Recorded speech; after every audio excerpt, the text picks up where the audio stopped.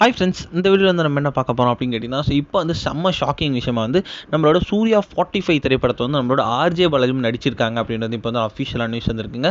So அதை பற்றி அந்த வீடியோ நம்ம டீட்டெயிலாக பேச போகிறோம்.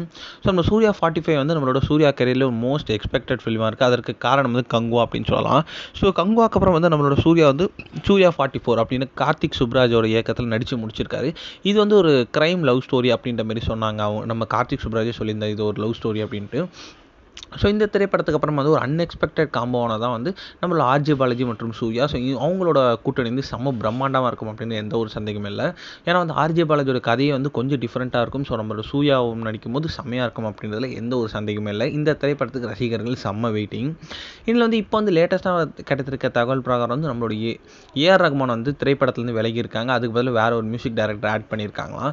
ஸோ இந்த ஒரு விஷயம் வந்து இப்போ வந்து இன்டர்நெட்டில் செம்ம ட்ரெண்டிங்காக போயிட்டுருக்கு. ஆனால் அதையும் பிரேக் பண்ணுற மாதிரி நம்மளோட சூர்யா 45 திரைப்படத்தோட இயக்குனரான ஆர்ஜே பாலாஜி வந்து நம்மளோட சூர்யா 45ல வந்து ஒரு சின்ன ரோல் பண்ணியிருக்காங்க அப்படின்றது இப்போ அஃபிஷியல் நியூஸ் வந்துருக்குங்க.